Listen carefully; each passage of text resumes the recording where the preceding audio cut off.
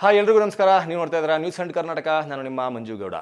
Challenging star Darshan ಅವರು ನಿನ್ನೆ ಇನ್ನು ಕಾಟೇರ ಚಿತ್ರದ ಸಕ್ಸಸ್ನಿಂದ ಖುಷಿಯಾಗಿ ರಾಕ್ಲೈನ್ ವೆಂಕಟೇಶ್ ಅವರ ಜೊತೆಗೆ ಸೇರಿಕೊಂಡು ಚಿತ್ರದ ಯಶಸ್ಸಿಗೆ ಕಾರಣವಾದಂತಹ ತಂತ್ರಜ್ಞರಿಗೆ ಕಾರನ್ನು ಗಿಫ್ಟ್ ಕೊಡುವ ಮೂಲಕ ಅವರು ಮಾಡಿದ ಕೆಲಸಕ್ಕೆ ಉತ್ತೇಜನವನ್ನು ಕೊಡುವ ಕೆಲಸವನ್ನು ನಿನ್ನೆ ಮಾಡಿದರು. ಅದಕ್ಕೆ ಸಾಕಷ್ಟು ಪ್ರಶಂಸೆಗಳು ಸಹ ಕೇಳಿಬಂದಿತ್ತು.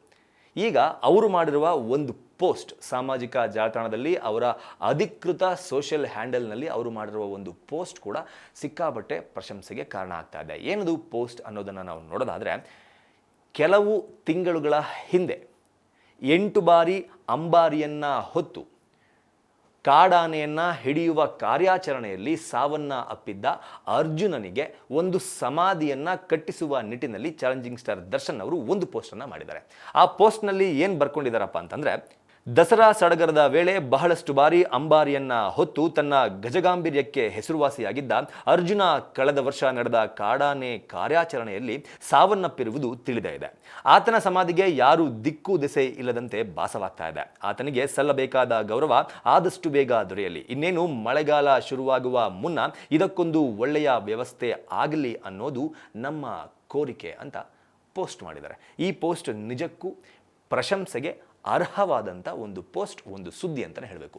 ಯಾಕಪ್ಪ ಅಂತಂದರೆ, ನಾವು ಪ್ರತಿ ವರ್ಷ ದಸರಾ ಆರಂಭ ಆದಾಗ ದಸರಾದಲ್ಲಿ ಅಂಬಾರಿಯನ್ನು ಹೊರುವಂಥ ಆನೆಗಳನ್ನು ನೋಡಿ, ಆನೆ ಮೇಲಿರುವಂತಹ ಚಾಮುಂಡೇಶ್ವರಿ ತಾಯಿಯ ಅಂಬಾರಿಯನ್ನು ನೋಡಿ ನಾವು ಖುಷಿ ಪಡ್ತೀವಿ, ನಾವು ಕೈ ಮುಗಿತೀವಿ. ಪ್ರತಿ ವರ್ಷ ಕೂಡ ಆ ಘಟನೆಗೆ, ಆ ಗಳಿಗೆಗೆ ನಾವು ಕಾಯ್ತಾ ಕೂತಿರ್ತೀವಿ.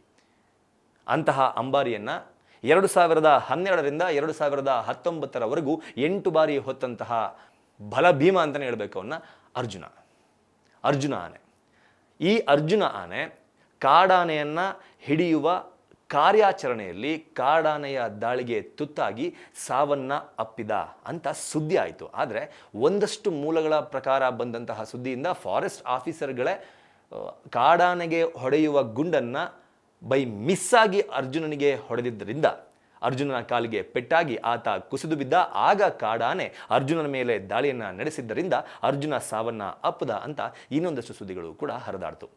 ಅರ್ಜುನನ ಸಾವು ಹೇಗೆ ಆಗಲಿ, ಅದು ಇವಾಗ ಚರ್ಚೆಯ ವಿಷಯ ಅಲ್ಲ. ಯಾಕಂದರೆ ಅದನ್ನು ಆಲ್ರೆಡಿ ಮುಗಿಸ್ಬಿಟ್ಟಿದ್ದಾರೆ. ಆದರೆ 8 ಬಾರಿ ಅಂಬಾರಿಯನ್ನು ಹೊತ್ತಿದ್ದ ಅರ್ಜುನನಿಗೆ ಈಗ ಸಿಗುತ್ತಾ ಇರುವ ಗೌರವ ಇದೆಯಲ್ಲ, ಅದನ್ನು ನೋಡಿದಾಗ ನಿಜವಾಗ್ಲೂ ಬೇಸರ ಆಗುತ್ತೆ.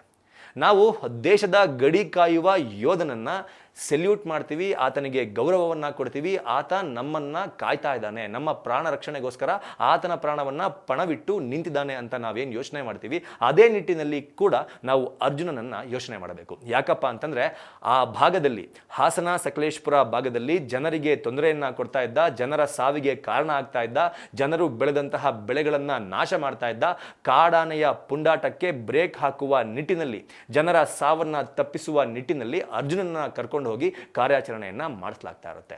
ಸೊ ದೇಶ ಕಾಯ್ತಾ ಇರುವ ಯೋಧ ಮಾಡಿದ್ದು ಕೂಡ ನಮ್ಮ ಜನರನ್ನು ಮಾಡ್ತಾ ಇರೋದು ಕೂಡ ನಮ್ಮ ಜನರನ್ನು ಕಾಯುವ ಕೆಲಸ.